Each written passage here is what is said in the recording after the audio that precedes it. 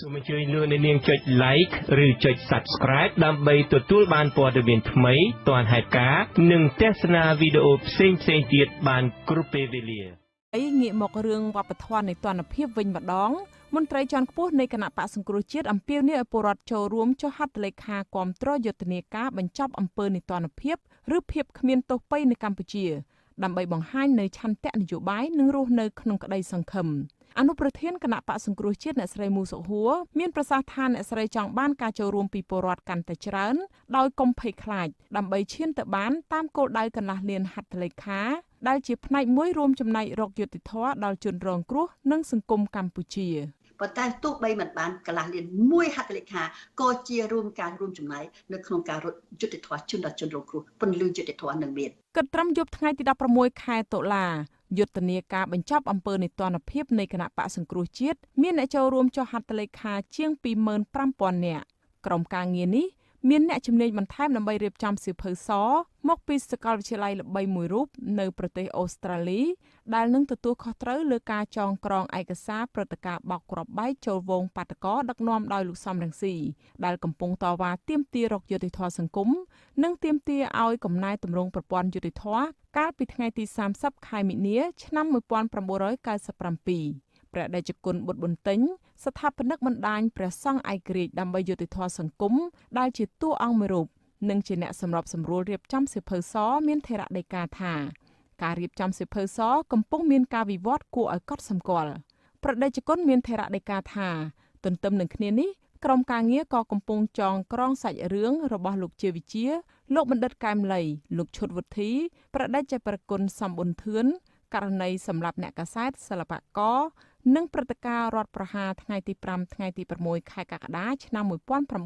1997ដែលនឹងខិតខំចងក្រងឯកសារបិទបញ្ចប់នៅត្រឹមចុងខែវិច្ឆិកាឆ្នាំ2020ប្រជាពលរដ្ឋនិងសកម្មជនគណៈបកសង្គ្រោះជាតិទាំងអស់បានបន្តចុះហត្ថលេខាគាំទ្រយុទ្ធនាការបញ្ចប់អំពើនីតិភាពឬភាពគ្មានទោសពៃដល់ជនល្មើសនៅកម្ពុជានេះដែលក្រុងប្រមូលស្នាមមេដៃប្រជាពលរដ្ឋប្រមាណកន្លះលាននាក់ដើម្បីដាក់ញត្តិទៅតុលាការអន្តរជាតិនានាឲ្យជួយរកយុត្តិធម៌ជូនក្រុមជនរងគ្រោះដែលបានស្លាប់ដោយអយុត្តិធម៌ក្រោមរបបគ្រប់គ្រងរបស់លោកហ៊ុនសែន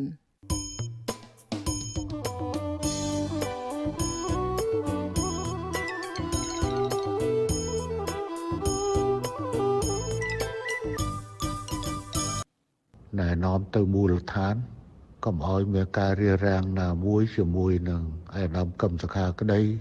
ឬក៏គណៈបកនយោបាយផ្សេងដែលចង់ចូលរួមដូចជាថ្ងៃនេះឬតាឯកឧត្តមពេជ្រស្រស់គណៈបកយុវជនទៅខេត្តពោធិ៍សាត់ប្រលកនៅខេត្តពោធិ៍សាត់ហើយអាចមានគណៈបកនយោបាយផ្សេងទៀតសូមយកចិត្តទុកដាក់ធ្វើកិច្ចការងារនេះឲ្យបានល្អដោយសហការជាមួយគ្រប់និន្នាការនយោបាយទាំងអស់ដើម្បីជួយដល់ប្រជាពលរដ្ឋរបស់យើងក្នុងគ្រាដ៏លំបាកនេះ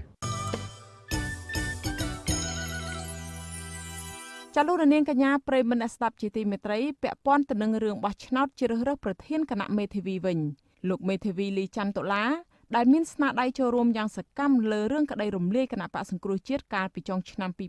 2017និងបានរៀបចំឯកសារស្នើសុំតុលាការកំពូលបំបិទសិទ្ធិធ្វើនយោបាយរបស់មន្ត្រីគណៈបកប្រឆាំងជាង100នាក់រយៈពេល5ឆ្នាំបានឈ្នះជាប្រធានគណៈមេធាវីអាណត្តិទី13សមាជិកគណៈមេធាវីអ្នកចូលរួមបោះឆ្នោតរិះគន់ថា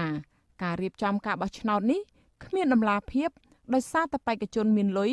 បានប្រើប្រាស់លុយនិងអំណាចដើម្បីស្វែងរកការគាំទ្រនៅក្នុងការបោះឆ្នោតនេះចាលោកហេងរស្មីរាយការណ៍អំពីព័ត៌មាននេះ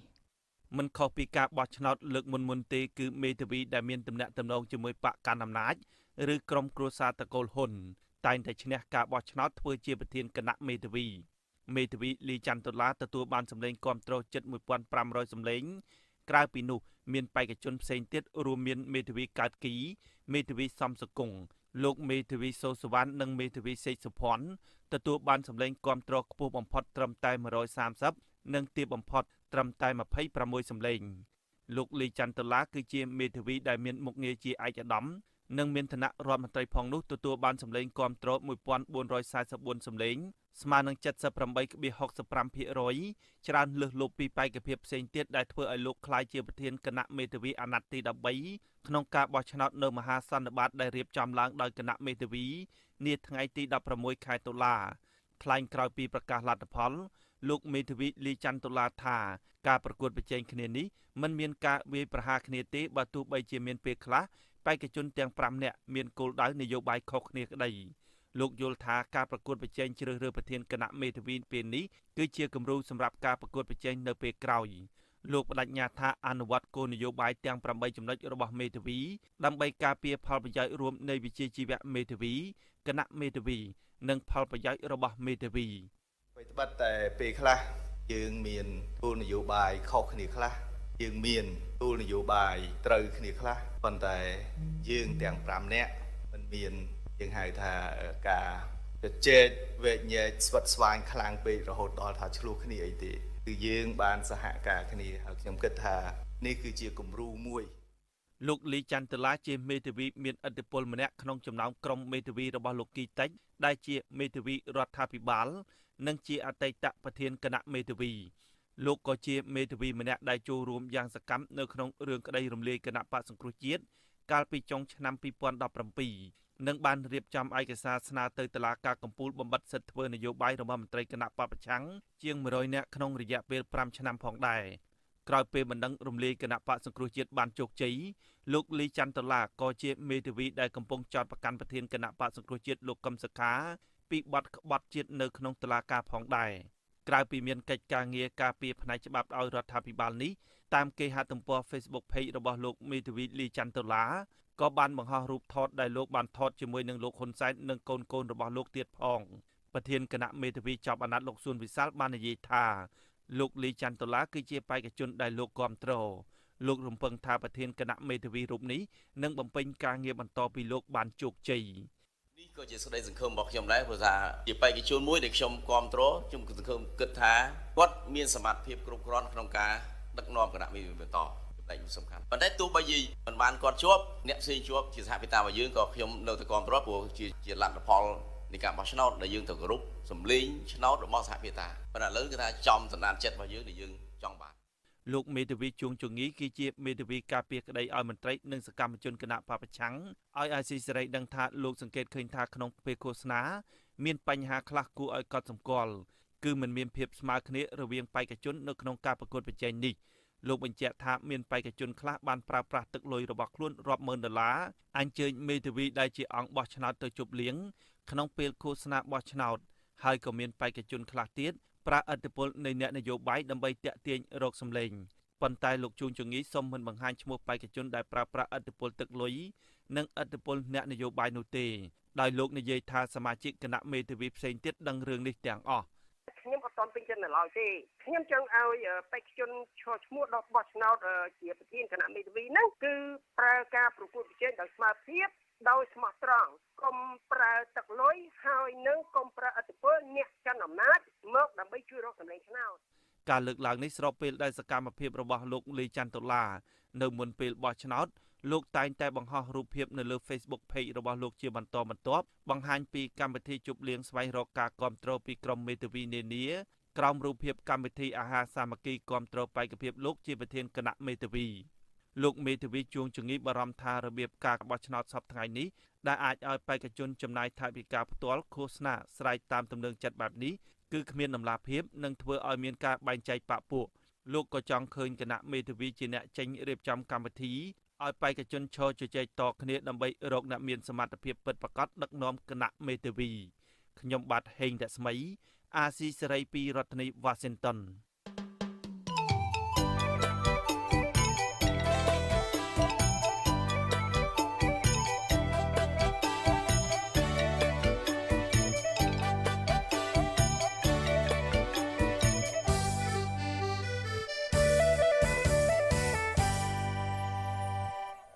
ចាលោកនាងកញ្ញាប្រិយមិត្តអ្នកស្ដាប់ជាទីមេត្រីលោកនាងកំពុងស្ដាប់ការផ្សាយអាស៊ីសេរីផ្សាយចេញពីរដ្ឋធានី Washington នៃសហរដ្ឋអាមេរិក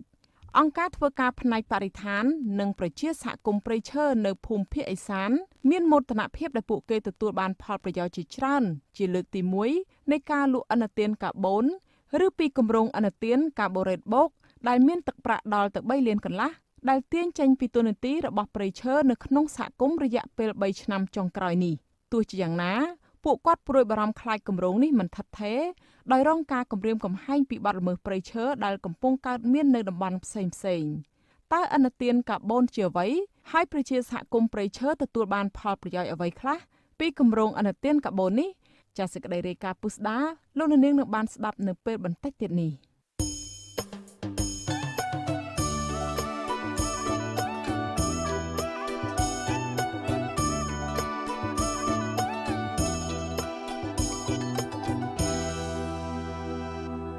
ចាលោកនាងកញ្ញាប្រិយមិត្តអ្នកស្ដាប់ជាទីមេត្រីអ្នកជំនាញផ្នែកសារព័ត៌មានសម្ដែងក្តីបារម្ភពីការអះអាងរបស់ក្រសួងព័ត៌មានជុំវិញការបង្ក្រាបព័ត៌មានដែលក្រសួងចោទថាជាព័ត៌មានคล้ายៗបំពុលសង្គមនិងជាការប្រមាថដល់មន្ត្រីជាន់ខ្ពស់រដ្ឋាភិបាលកម្ពុជា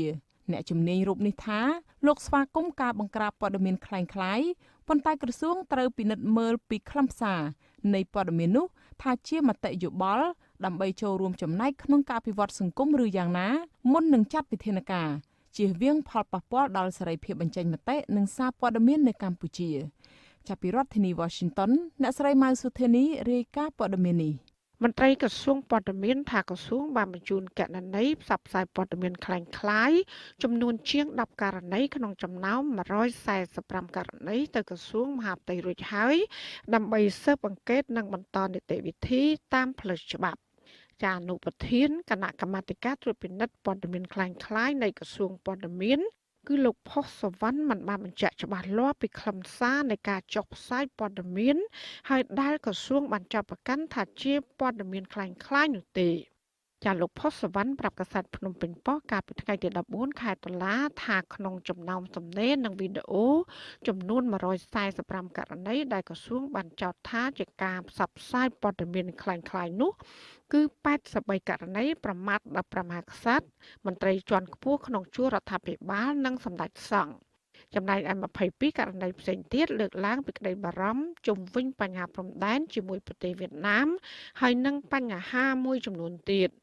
ជាពាក់ព័ន្ធនឹងយុទ្ធនាការបង្ក្រាបព័ត៌មានคล้ายៗនេះនាយកប្រតិបត្តិសម្ព័ន្ធអ្នកសារព័ត៌មានកម្ពុជាលោកណូវីមានប្រសាសន៍ប្រាប់អសីសេរីកាលពីយប់មិញថាក្នុងនាមលោកជាអ្នកដឹកនាំស្ថាប័នព័ត៌មានឯករាជ្យគឺលោកមិនគាំទ្រចំពោះប្រជាប្រដ្ឋណាដែលចែករំលែកនិងផ្សព្វផ្សាយព័ត៌មានមិនពិតហើយដែលបង្កហានិភ័យខ្ពស់ដល់សង្គមនោះឡើយចាលោកណូវីក៏បានស្នើដល់ក្រសួងព័ត៌មាននិងស្ថាប័នពាក់ព័ន្ធត្រូវពិចារណាអំពីខ្លឹមសារនៃការចុះផ្សាយដែលបានចោទថាជាព័ត៌មានคล้ายៗលោកបន្តថាអាជ្ញាធរត្រូវពិនិត្យច្បាស់លាស់អំពីផលប៉ះពាល់នៃសេរីភាពការបញ្ចេញមតិរបស់ពលរដ្ឋនៅក្នុងការផ្ដល់ជាគំនិតប្រកបដោយស្ថាបនាដែលជាការចូលរួមលើកកម្ពស់យុត្តិធម៌និងអភិបាលកិច្ចល្អក្នុងសង្គមការផ្សព្វផ្សាយការចែករំលែកអ្វីដែលជាមតិអ្វីដែលជាការអនុវត្តសេរីភាពរបស់បងប្អូនប្រជាពលរដ្ឋដើម្បីបញ្ចេញមតិទាក់ទងជាមួយនឹងរឿងបញ្ហាព្រំដែនពាក់ព័ន្ធជាមួយនឹងរឿងបញ្ហាប្រទេសជាតិសំខាន់វាគឺជាការបង្ហាញមួយនៅការអនុវត្តតួនាទីនិងភារកិច្ចរបស់ប្រជាពលរដ្ឋនៅក្នុងការចូលរួមកែលម្អស្ថាបនាសង្គមរួមគ្នាជាមួយនឹងរាជរដ្ឋាភិបាលដូច្នេះហើយនៅគ្រប់ទម្រង់នៃការបង្ក្រាបឬក៏លុបបំបាត់នៅអ្វីដែលជាការលើកឡើងការចោទប្រកាន់ថាជាការផ្សព្វផ្សាយព័ត៌មានមិនពិតព័ត៌មានច្នៃប្រឌិតអីហ្នឹងគឺរាជរដ្ឋាភិបាលលោកមានការប្រយ័ត្នប្រយែងមានការពិនិត្យពិច័យឲ្យបានល្អិតល្អន់ជុំវិញការបង្ក្រាបទាំងអស់នោះ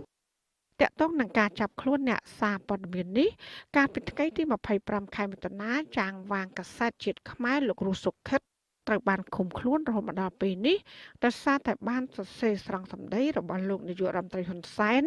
ដែលលើកទឹកចិត្តឲ្យធនាគារនិងគ្រឹះស្ថានមីក្រូហិរញ្ញវត្ថុរឹបអូសទ្រព្យសម្បត្តិរបស់ពលរដ្ឋក្រីក្រដែលមិនព្រមសងលុយទៅឲ្យធនាគារ ចាចំណែកនាយកទូរទស្សន៍អនឡាញ TVFB លោកសវណ្ណរិទ្ធីដែលត្រូវបានសមត្ថកិច្ចដោះលែងថ្មីនេះក្រោយពីលោកបានជាប់ឃុំកាលពីថ្ងៃទី7ខែមេសាឆ្នាំ2020គឺដោយសារតែលោកបានត្រង់សម្ដីផ្ទាល់របស់លោកហ៊ុនសែនដែលបានថ្លែងថារដ្ឋាភិបាលមិនមានថវិកាដើម្បីជួយឧបត្ថម្ភដល់អ្នករត់ម៉ូតូឌុបហើយក៏បានណែនាំឲ្យអ្នករត់ម៉ូតូឌុបតែខ្សែធនលក់ម៉ូតូចាយសិនទៅចាចំណែកឲ្យលោករងឈុនវិញក៏ត្រូវបានសមត្ថកិច្ចចាប់ឃុំខ្លួនកាលពីយប់ថ្ងៃទី31ខែកក្កដារហូតមកដល់ពេលនេះគឺដោយសារតែលោកបារម្ភពីការបាត់បង់ដីទៅឲ្យវៀតណាមនៅចំណុចភូមិត្រពាំង plong ដែលមានទំហំ60ហិកតារបស់អ្នកភូមិជាង100គ្រួសារចាលោករងឈុនរងការចាប់ប្រកាន់ថាបានបដិទ្ធរឿងនិងផ្សព្វផ្សាយព័ត៌មានคล้ายៗលើបញ្ហាព្រំដែនចាអង្គការជាតិនិងអន្តរជាតិរិះគន់ការបំបិទសិទ្ធិសេរីភាពសារព័ត៌មាននៅកម្ពុជាចាអង្គការអ្នកសារព័ត៌មានគ្មានព្រំដែនក្នុងឆ្នាំ2020នេះបានដាក់ចំណាត់ថ្នាក់សេរីភាពសារព័ត៌មាននៅកម្ពុជានៅលំដាប់លេខ144ក្នុងចំណោមប្រទេសចំនួន180នៅទូទាំងពិភពលោកក៏ប៉ុន្តែរដ្ឋាភិបាលកម្ពុជាតែងតែបដិសេធថាមិនបានបង្ក្រាបទៅលើប្រព័ន្ធផ្សព្វផ្សាយឯករាជ្យណាមួយទេគឺគ្រាន់តែអនុវត្តច្បាប់ប៉ុណ្ណោះចា៎នាងខ្ញុំម៉ៅសុធានីអាស៊ីសេរីពីរដ្ឋធានី Washington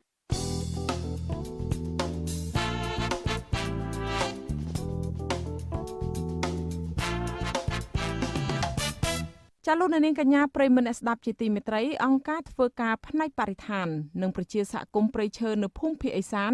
មានមោទនភាពដែលពួកគេទទួលបានផលប្រយោជន៍ជាច្រើនជាលើកទី1នៃការលក់ឥណទានកាបូនពីគម្រោងឥណទានកាបូរ៉េតបូកដែលមានទឹកប្រាក់ដល់ទៅ3លានកន្លះដែលទាញចេញពីទូនាទីរបស់ព្រៃឈើនៅក្នុងសហគមន៍ក្នុងរយៈពេល3ឆ្នាំចុងក្រោយនេះទោះជាយ៉ាងណាពួកគាត់ព្រួយបារម្ភខ្លាចគម្រោងនេះមិនថិតថេរដោយរងការគំរាមកំហែងដោយបទល្មើសព្រៃឈើដែលកំពុងកើតមាននៅតំបន់ផ្សេងៗចាប់ពីរដ្ឋធានី Washington លោកសេកបណ្ឌិតសូមជូនសេចក្តីរាយការណ៍នេះពិស្ដាព្រៃឈើមានតួនាទីជាច្រើនសម្រាប់មនុស្សសត្វជាពិសេសសង្គមនិងពិភពលោកទាំងមូលពាក់ព័ន្ធនឹងបញ្ហាបរិស្ថានព្រៃឈើមានតួនាទីសំខាន់នៅក្នុងការស្រូបទាញយកកាបូនអុកស៊ីតនិងបញ្ចេញនូវអុកស៊ីហ្សែនប្រធានសមាគមអភិរក្សសត្វព្រៃប្រចាំនៅកម្ពុជាហៅកាត់ថា WCS អ្នកស្រីឆាយកំហៀកដែលជាម្ចាស់គម្រោងកាបូនរ៉េតបូកនៅកៅសីមាមានប្រសាសន៍បញ្យល់ថានៅប្រទេសជឿនលឿនផ្នែកឧស្សាហកម្មនិងប្រទេសកំពុងអភិវឌ្ឍតែងតែបានបញ្ចេញនៅកាបូនអុកស៊ីតតាមរយៈរោងចក្រឧស្សាហកម្មផ្សេងៗហើយបំភាយទៅលើអាកាសបង្កើតជាបញ្ហាផ្សេងៗត្រឡប់មកវិញដូចជាការកាត់បន្ថយចំណាំងផ្លាតកាត់បន្ថយកាំរស្មីព្រះអាទិត្យដែលជះទៅលើបរិយាកាសធ្វើឲ្យមានការប្រែប្រួលអាកាសធាតុទាំងប្រទេសនៅក្នុងតំបន់និងពិភពលោកនិងធ្វើឲ្យផែនដីឡើងកម្ដៅខ្លាំងអ្នកស្រីពន្យល់ទៀតថាដោយសារតែព្រៃឈើមានតួនាទីសំខាន់ក្នុងការស្រូបទាញយកកាបូនអុកស៊ីតនិងមើលឃើញពីវិបត្តិយ៉ាងដូចនេះហើយទើបបណ្ដាប្រទេសនៅលើពិភពលោកគេរួមគ្នាបង្កើតជាយន្តការដោះដូរឲ្យប្រទេសមានព្រៃឈើច្រើនអភិរក្សនិងថែរក្សាព្រៃឈើឲ្យបានគង់វង្សល្អ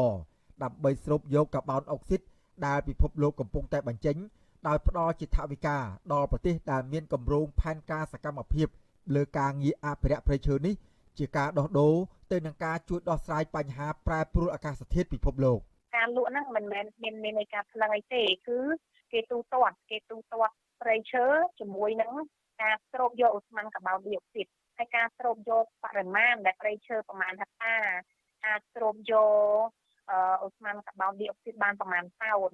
អាហ្នឹងគឺអាស្រ័យទៅលើបច្ចេកទេសនៃការវាស់វែងហើយនឹងប្រភេទនៃព្រៃឈើអញ្ចឹងអ្នកបច្ចេកទេសគេនឹងមកធ្វើការវាស់វែងព្រៃឈើវាស់នៅអង្កត់ផ្ចិតដើមឈើហើយនឹងកម្ពស់ដើមឈើដើម្បីគុណធានាអំពីលទ្ធភាពដែលព្រៃឈើនៅក្នុងតំបន់ហ្នឹងអាចស្រូបយកប្រមាណអូស្មန်កាបូនឌីអុកស៊ីតបានដើម្បីដែលយើងគណនាយើងរាប់ព្រៃឈើយើងវាស់អត់ផ្ចិតព្រៃឈើនិងកម្ពស់ដើមឈើហើយយើងអាចធ្វើការគណនាបានន័យថាព្រៃឈើហ្នឹងមានលទ្ធភាពស្រូបយកអូស្មန်កាបូនឌីអុកស៊ីតពីក្នុងបរិយាកាសបានប្រមាណណាតាក់ទងនឹងការទិញលក់កាបូនវិញអ្នកស្រីឆាយកំហៀកបញ្ជាក់ថាបច្ចុប្បន្នពុំទាន់មានការកំណត់ជាស្តង់ដារលើការទិញលក់កាបូនជាក់លាក់នៅឡើយទេ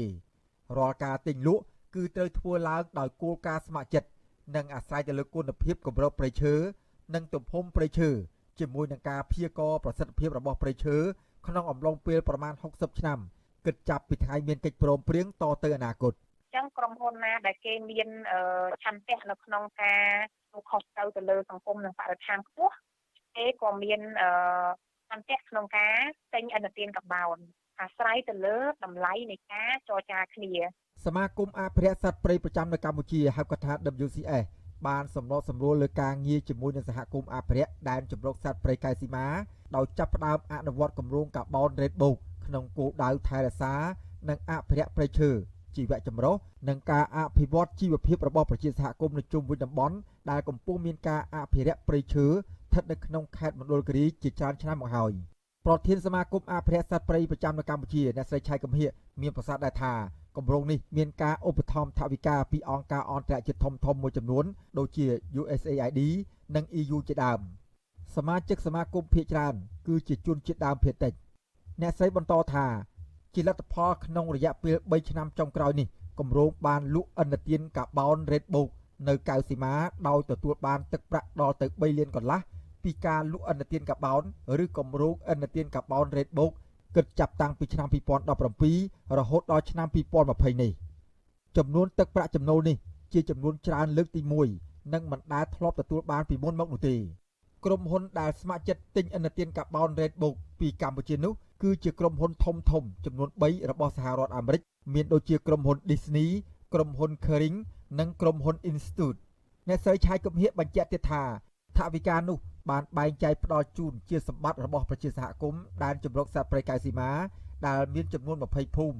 និងមានទឹកប្រាក់ប្រមាណ$70,000អាមេរិកក៏ប៉ុន្តែត្រូវផ្ដល់ជូនទៅតាមដំណាក់កាលនីមួយៗនិងតាមតម្រូវការចាំបាច់សម្រាប់ប្រើប្រាស់នៅក្នុងសហគមន៍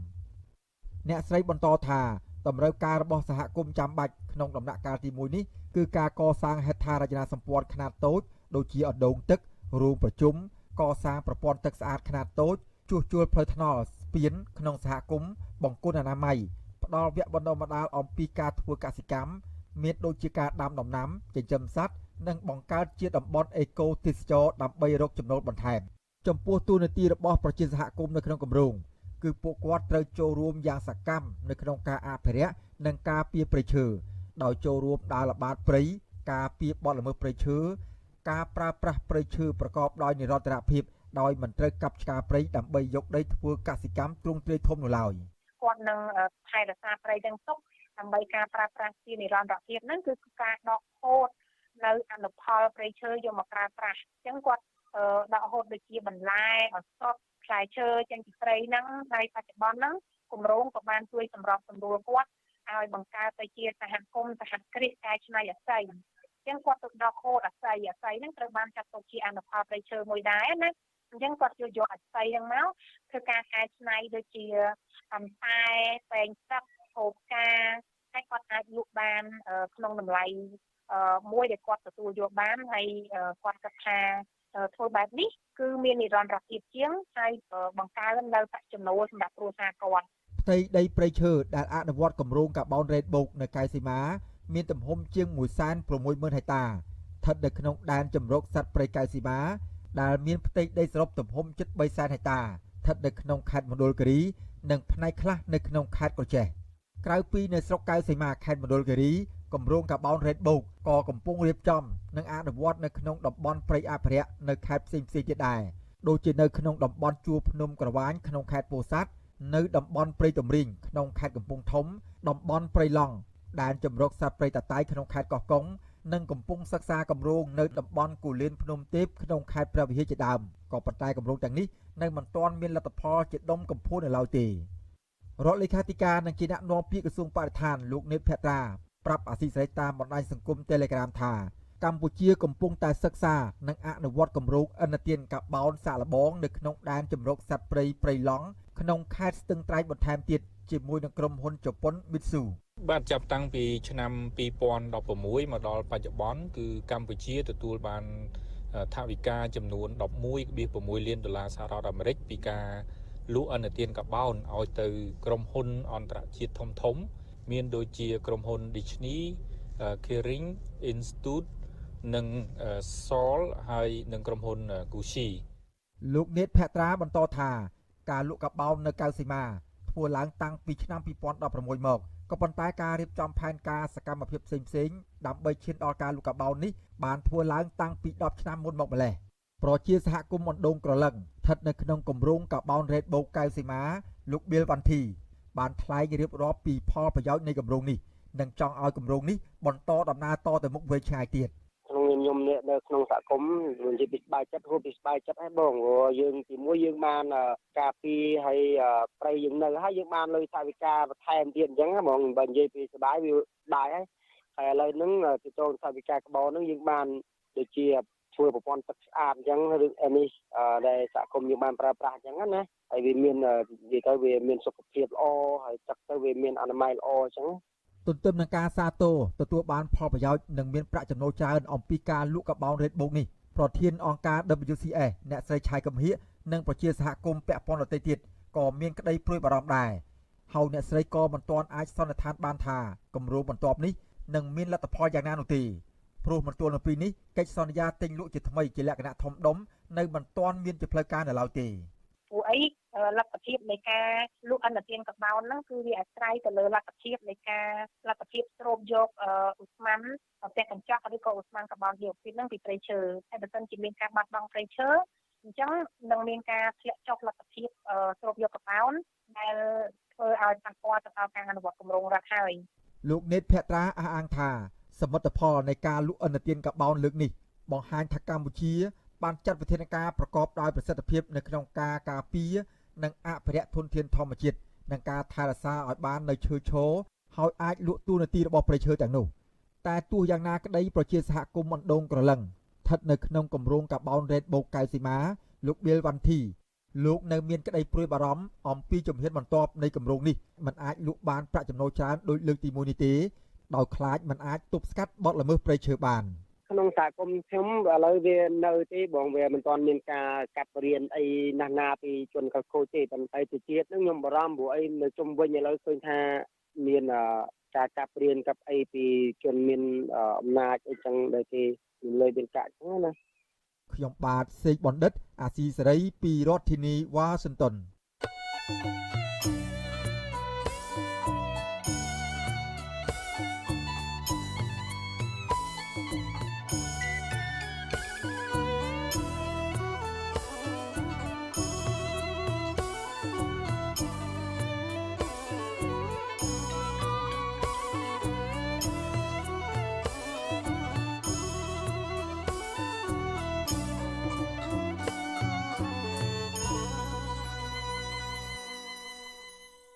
ចាលោកនាងកញ្ញាប្រិមមអ្នកស្ដាប់ជាទីមេត្រីបុគ្គលិកនិងកម្មករកាស៊ីណូ Naga World ត្អូញត្អែថាបើទោះបីជាក្រុមហ៊ុនចំណេញប្រាក់ច្រើន100លានដុល្លារក៏ដោយក៏ពួកគេទទួលបានផលកម្រៃតិចតួចបំផុតគឺប្រាក់ខែសម្រាប់រស់ពី1ខែទល់1ខែតែប៉ុណ្ណោះការលើកឡើងនេះក្រោយដែលក្រុមហ៊ុនសាជីវកម្ម Naga ដែលមានមូលដ្ឋាននៅទីក្រុងហុងកុងប្រកាសជាថ្មីទៀតនេះថាកាស៊ីណូ Naga World នៅទីក្រុងភ្នំពេញទទួលបានប្រាក់ចំណេញជាង20លានដុល្លារក្នុងចំណោមប្រាក់ចំណូលសរុបទាំងអស់ចំនួនជាង372លានដុល្លារក្នុងអំឡុងពេល6ខែចាប់ពីដើមខែមករាដល់ថ្ងៃទី30ខែមិថុនាឆ្នាំ2020ចាតើក្រុមកម្មករបុគ្គលិកកាស៊ីណូ Naga World មានមតិយោបល់នឹងយល់ឃើញយ៉ាងណាចំពោះបញ្ហានេះពីរដ្ឋធានី Washington អ្នកស្រីម៉ៅសុធានីសូមជូនសេចក្តីរាយការណ៍នេះពិស្ដាប្រធានសហជីពត្រួតត្រងសិទ្ធិការងារបុគ្គលិកកម្មករខ្មែរនៃក្រុមហ៊ុន Naga World កញ្ញាឈឹមស៊ីធថ្លែងថាទោះបីជាកាស៊ីណូដ៏ធំមួយនេះទទួលបានប្រាក់ចំណេញដ៏ច្រើនសន្ធឹកសន្ធាប់ក៏ដោយក៏ស្ថានភាពរស់នៅរបស់បុគ្គលិកនិងកម្មករទាំងអស់នៅតែជួបបញ្ហាខ្វះខាតជាដដែលគឺរស់1ខែទល់1ខែដោយពុំមានសល់ប្រាក់សន្សំខ្លះសម្រាប់ដោះទាន់នោះឡើយជាពិសេសគឺក្នុងអំឡុងពេលវិបត្តិជំងឺ Covid-19 នេះកញ្ញាបន្តថាការបែងចែកផលចំណេញពីក្រុមហ៊ុនដល់កម្មករនិយោជិកគឺមិនសមាមាត្រទៅនឹងការចំណាយក្នុងជីវភាពរស់នៅប្រចាំថ្ងៃរបស់ពួកគេឡើយការបែងចែកផលចំណេញសេដ្ឋកិច្ចពីនយោជកមកកម្មកររបស់ខ្លួនឯងនោះវាខុសគ្នាឆ្ងាយពេកអានឹងវាคล้ายទៅជាការកេងប្រវ័ញ្ចកម្លាំងពលកម្មមួយហើយម្យ៉ាងវិញទៀតនៅក្នុងវិស័យទេសចររាជរដ្ឋាភិបាលអត់ទាន់បានកំណត់ប្រាក់ឈ្នួលបរិមាណនៅក្នុងវិស័យនេះនៅឡើយដូច្នេះហើយវាធ្វើឲ្យ តកែកាន់តែមានឱកាសនៅក្នុងការកេងប្រវ័ញ្ចកម្លាំងពលកម្មបុគ្គលិកកម្មករខ្លួនឯងតាមរយៈការផ្ដល់ប្រាក់ឈ្នួលដែលមិនសមាមាត្រទៅនឹងចំណូលរបស់ខ្លួនឯងហើយក៏មិនសមាមាត្រទៅនឹងការចំណាយការរស់នៅផ្ទាល់របស់កម្មករនៅក្នុងវិស័យកាស៊ីណូហើយនិងទេសចរនឹងឯងកញ្ញាឈឹមស៊ីធឲ្យដឹងផងដែរថាជាក់ស្ដែងក្នុងអំឡុងពេលដែលកាស៊ីណូបានបិទដំណើរការ3ខែគឺចាប់ពីថ្ងៃទី1ខែមេសាដល់ដើមខែកក្កដានោះគឺសមាជិកសហជីពខ្លះរងផលប៉ះពាល់ធ្ងន់ធ្ងររហូតដល់គ្មានស្បៀងអាហារដោយសារតែគ្មានប្រាក់ចំណូលចំណែករដ្ឋាភិបាលវិញក៏មិនបានផ្ដល់ប្រាក់ឧបត្ថម្ភដល់បុគ្គលិកកាស៊ីណូទាំងនោះសូម្បីតែពួកគេបានធ្វើកតកម្មទាមទារប្រាក់ឧបត្ថម្ភ$40ក្នុងមួយខែក៏ដោយត្រឹមរយៈពេលតែ3ខែដែលក្រុមហ៊ុនបិទដំណើរការឃើញថាជីវភាពកម្មករបុគ្គលិកដែលបម្រើការនៅក្នុងនោះគឺមានការប៉ះពាល់ខ្លាំងមែនទែនរងទុក្ខវេទនារហូតដល់មានសមាជិកសហជីពរបស់នាងខ្ញុំខ្លះគាត់តែមកយំរៀបរាប់អត់មានបាយហូបកូនតូចការងារប្តីក៏អត់ការងារប្រពន្ធក៏អត់គ្រាន់តែរយៈពេលខ្លីប៉ុណ្ណឹងសោះគឺពួកគាត់អាចមានលទ្ធភាពទប់ទល់សូម្បីតែអាហារចាំបាច់ត្រឹមតែអង្គបាយហូបប្រចាំថ្ងៃហ្នឹងគឺពួកគាត់លែងមានបានន័យថាកន្លងមករាប់សិបឆ្នាំដែលគាត់ធ្វើការបម្រើការនៅក្នុងក្រុមហ៊ុនយៈមួយនឹងហើយក្រុមហ៊ុននឹងចំណេញរាប់រយរាប់ពាន់លានដុល្លារតែជីវភាពកម្មករខ្លួនឯងគឺធ្វើការរស់មួយខែពឹងមួយខែចាស់ការបញ្ជាក់ពីស្ថានភាពដ៏លំបាករបស់បុគ្គលិកកម្មករកាស៊ីណូទាំងនេះគឺក្រោយដែលប្រធានក្រុមហ៊ុនសជីវកម្ម Naga លោក Timothy Patrick McNally ឲ្យដឹងថាទោះបីជាពិភពលោករងផលប៉ះពាល់សេដ្ឋកិច្ចធ្ងន់ធ្ងរដោយសារតែការរីករាលដាលនៃជំងឺ Covid-19 ក៏ដោយក៏កាស៊ីណូ Naga World នៅតែអាចទទួលបានប្រាក់ចំណូលសរុបចំនួនជាង$372លានអាមេរិកចាក្នុងនោះគឺប្រាក់ចំណេញមានចំនួនជាង$20លានទោះបីជាកាស៊ីណូត្រូវបានបិទរយៈពេលជាង3ខែចាប់ពីដើមខែមេសារហូតដល់ដើមខែកក្កដាចាសសេចក្តីប្រកាសព័ត៌មានរបស់ក្រុមហ៊ុន Naga Corp បានឲ្យដឹងថាក្រោយពីបានបើកដំណើរការឡើងវិញកាលពីថ្ងៃទី8ខែកក្កដាមកគឺចំនួនភ្ញៀវមានការកើនឡើងគួរឲ្យកត់សម្គាល់ចាសជាពិសេសគឺជនជាតិចិនដែលបច្ចុប្បន្នកំពុងរស់នៅក្នុងប្រទេសកម្ពុជាបើទោះបីជាគោលនយោបាយធ្វើដំណើរឆ្លងកាត់ព្រំដែននោះមានការរឹតបន្តឹងនៅតំបន់អាស៊ីក៏ដោយចាប់បច្ចុប្បន្នក្រុមហ៊ុន Naga World មានបុគ្គលិកសរុបទាំងអស់ទាំងផ្នែកកាស៊ីណូនិងសណ្ឋាគារ 79,000 នាក់រួមទាំងបុគ្គលិកបរទេសផងក្រុមហ៊ុននេះមានម្ចាស់ជាជនជាតិម៉ាឡេស៊ីកញ្ញាឈឹមស៊ីធឲ្យដឹងផងដែរថាក្រោយពីធ្វើកតកម្មទាមទារប្រាក់ឈ្នួលសមរម្យកាលពីដើមឆ្នាំ2020មកក្រុមហ៊ុនក៏បានយល់ព្រមដំឡើងប្រាក់ខែឲ្យបុគ្គលិកនិងកម្មករដល់ទៅ 18% ហើយដែលពីមុនមករៀងរាល់ឆ្នាំគឺដំឡើងឲ្យតែ5ឬក៏ 6% ប៉ុណ្ណោះចាកញ្ញាបន្តថាសម្រាប់បុគ្គលិកផ្នែកល្បែងគឺទទួលបានប្រាក់ខែក្នុងម្នាក់ចន្លោះពី$370ដល់$450ចំណែកឯកម្មករផ្នែកសណ្ឋាគារវិញគឺទទួលបានប្រាក់ខែយ៉ាងតិចបំផុតគឺជាង$200ដល់ជាង$300គឺតាមជំនាញនិងអតីតភាពការងាររបស់ពួកគេចាជំវិញការវិនិយោគទុនរបស់ក្រុមហ៊ុននៅកម្ពុជានេះមន្ត្រីសង្គមស៊ីវិលអំពាវនាវសូមរដ្ឋាភិបាលនិងស្ថាប័នពាក់ព័ន្ធត្រូវតែគិតគូរពីផលប៉ះពាល់នានានិងអត្ថប្រយោជន៍របស់កម្មករហើយនិងបុគ្គលិកចាប្រធានអង្គការសម្ព័ន្ធគណនេយ្យភាពសង្គមកម្ពុជាលោកសនជ័យថារដ្ឋាភិបាលត្រូវតែយកចិត្តទុកដាក់ទាំងក្រុមហ៊ុនវិនិយោគនិងបុគ្គលិកឬកម្មករដែលបម្រើសេវាឲ្យក្រុមហ៊ុននោះចឹងខ្ញុំយល់ថារាល់ការវិនិយោគទាំងឡាយគេត្រូវគិតពីហេតុផល3យ៉ាងសំខាន់ទី1គឺផលប៉ះពាល់បរិស្ថាននិងសង្គមទី2ផលប៉ះពាល់ទៅដល់អ្នកដែលបម្រើការដូចជាបុគ្គលិកជាដើមហ្នឹងអញ្ចឹងគេត្រូវគិតគូរអំពីសុខុមាលភាពបុគ្គលិករឿងទី3គឺការគិតគូរទៅលើការបំពេញកាតព្វកិច្ចផ្នែកផ្លូវច្បាប់របស់រដ្ឋនីមួយៗអញ្ចឹងនៅពេលដែលមានបញ្ហា3នេះខ្ញុំគិតថារដ្ឋ ចាំបាច់ត្រូវមានអន្តរាគមន៍ដើម្បីឲ្យការវិនិយោគឬក៏ការរកស៊ីណាមួយនោះគឺគោរពតាមបទបញ្ញត្តិដែលមានស្រាប់ជាពិសេសបើសិនជាមានការតវ៉ារដ្ឋចាំបាច់ត្រូវមានវិធានការដោះស្រាយជូនទៅអ្នកដែលរងផលប៉ះពាល់ ចាកាលពីដើមខែតុលាកន្លងមកនេះរដ្ឋាភិបាលបានអនុម័តលើសេចក្តីព្រាងច្បាប់ស្តីពីការគ្រប់គ្រងលបែងពាណិជ្ជកម្មចាអ្នកនាំពាក្យរដ្ឋាភិបាលលោកលេងពេញឡុងប្រាប់អធិស្រីថាគោលបំណងសំខាន់នៃសេចក្តីព្រាងច្បាប់នេះគឺដើម្បីពង្រឹងការគ្រប់គ្រងកន្លែងកាស៊ីណូជាពិសេសនៅតាមព្រំដែនបង្កើនប្រាក់ចំណូលពីវិស័យកាស៊ីណូតាក់ទាញភ្ញៀវទេសចរបរទេសឲ្យបានច្រើនថែមទៀតមកកម្ពុជាព្រមទាំងប្រយុទ្ធប្រឆាំងការលាងលុយកខ្វក់និងការផ្ដាល់ថវិកាដល់ក្រុមភេរវករតាមរយៈកាស៊ីណូជាដើមចាបច្ចុប្បន្នកាស៊ីណូមានអាជ្ញាប័ណ្ណដែលកំពុងប្រតិបត្តិការនៅកម្ពុជាគឺមានចំនួន193កន្លែងក៏ប៉ុន្តែរហូតមកដល់ពេលនេះ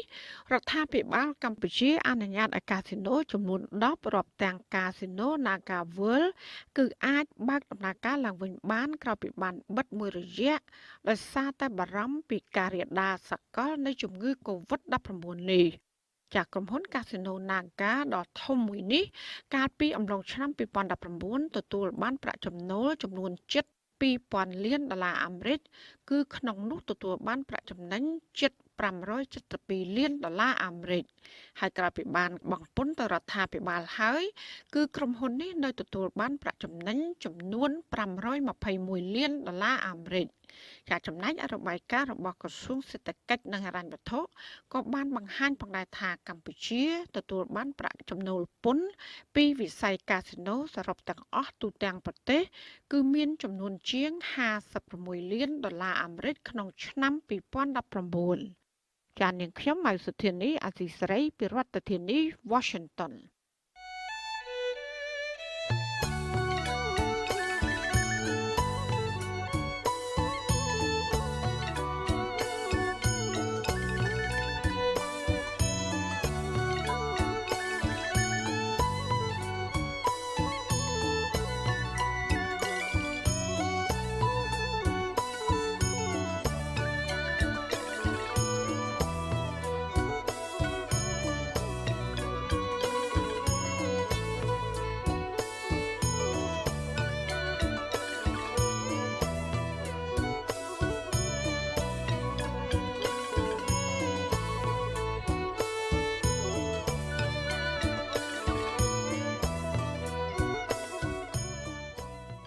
ចលនានាងកញ្ញាប្រិយមិត្តអ្នកស្ដាប់ជាទីមេត្រីការផ្សាយរយៈពេល1ម៉ោងនៃវិទ្យុអាស៊ីសេរីជាភាសាខ្មែរនៅពេលនេះចាប់តែប៉ុណ្ណេះចាយើងខ្ញុំសូមជូនពរដល់លោកនាងកញ្ញាព្រមទាំងក្រុមគ្រួសារទាំងអស់ឲ្យជួបប្រកបតែនឹងសេចក្តីសុខចម្រើនរុងរឿងកុំបីឃ្លៀងឃ្លាតឡើយ